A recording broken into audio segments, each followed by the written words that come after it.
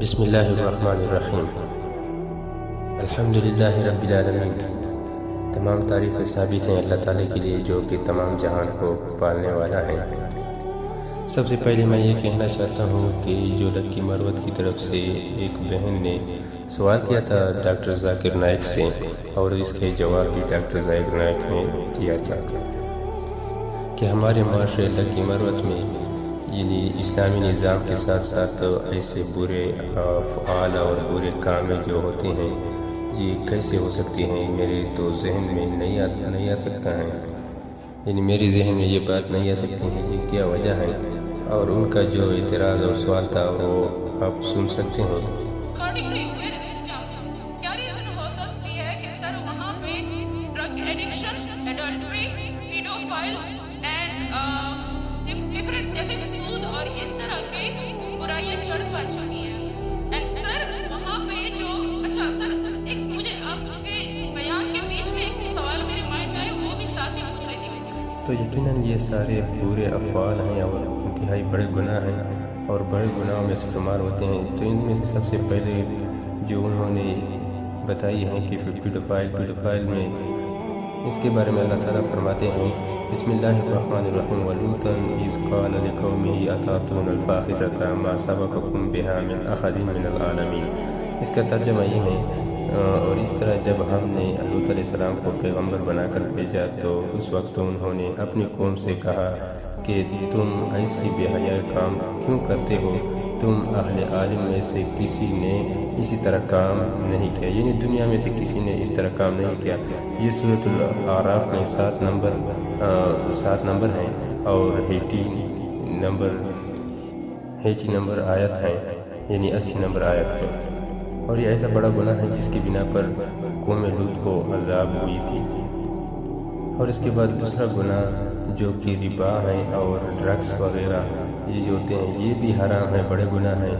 ربا کے بارے میں اللہ تعالیٰ فرماتے ہیں یا ایھا الذین آمنوا اتقوا اللہ وذروا ما بقی من الربا ان کنتم مؤمنین فإن لم تفعلوا فاعذنوا بحرب من اللہ ورسولہ، کہ اے ایمان والو اللہ سے ڈرو اور جو سود سے باقی رہ گیا ہے اسے چھوڑ دو، اگر تم واقعی ایمان والے ہو، اگر تم نے ایسا نہ کرو گے تو اللہ تعالیٰ اور اس کے رسول صلی اللہ علیہ وسلم کی طرف سے جنگ کے لیے تیار ہو جاؤ۔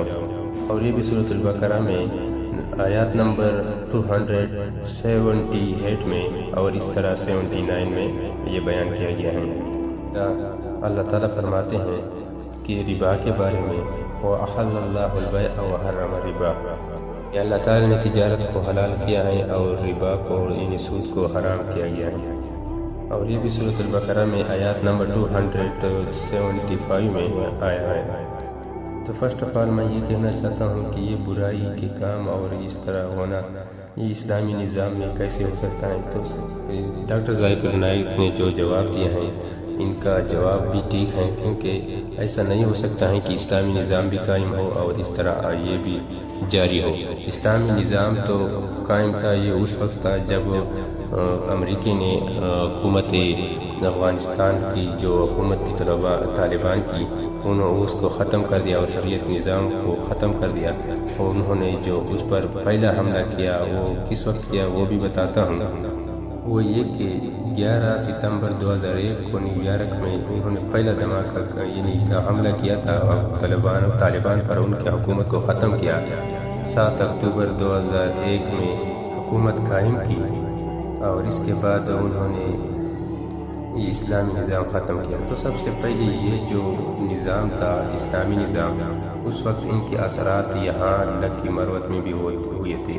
ان کے جو بڑے علماء تھے وہ سب اکٹھے ہو کر حکومت سے اپیل بھی کیا تھا، اور اپیل ہونے کے بعد انہوں نے یہ اختیارات دیے ہیں کہ آپ کو یہ کر سکتے ہو، نظام شریعت کا قائم کر سکتے ہو۔ تو انہوں نے سب سے پہلے ہمارے دادا بھی کہتے تھے اور اس طرح ہمارے استاد تھے انہوں نے بھی بتایا تھا کہ ہم نے جب اس وقت اجازت ملی تو ہم نے جو گھروں میں ٹی وی وغیرہ شریعت کے جو خلاف احکام تھے ان کو ختم کرنے کے لیے ہمیں پورا اختیار دیا تھا۔ ہم گھروں میں جا کر وہ ٹی وی VCR وغیرہ ان کو توڑ دیتے، باہر لوگ کو دکھاتے تھے کہ ناجائز ہیں، اور اس طرح باقی جو لوگ جاتے تھے قبروں میں ادھر جھنڈے وغیرہ بدعت وغیرہ کرتے تھے، تو وہ بھی ختم کیا۔ ان میں سب سے پہلے سپروائزر مولانا عبدالمتین صاحب تھا، انہوں نے سب سے پہلے یہ جو برے افعال ہیں یعنی بدعت اور شرک اس کو ختم کیا۔ اس کی وجہ سے علماء عصر اس وقت جو تھے انہوں نے ان کا یہ لقب قاطع بدعت و شرک سے دیا تھا۔ اللہ ان کو مغفرت عطا فرمائے، وہ ابھی اس دنیا میں نہیں ہیں۔ تو لہٰذا ڈاکٹر ذاکر نائک صاحب نے جو جواب دیا تھا وہ بھی ٹھیک ہے کہ، اور وہ آپ سن بھی سکتے ہیں۔ سوال ختم، ابھی میرا جواب سنیے۔ آپ نے جو سوال کیا میرے حساب سے کانٹرڈکشن ہے۔ آپ نے کہا میرا معاشرہ بہت اسلامک ہے اور میرے معاشرے میں پیڈوفائل ہے، دونوں میں ٹکرا رہے ہیں۔ کوئی بھی اسلامک ماحول میں پیڈوفائل ہو ہی نہیں سکتا۔ ادھر آپ کا پہلا پارٹ غلط ہے، دوسرا پارٹ یہ ممکن ہی نہیں ہے۔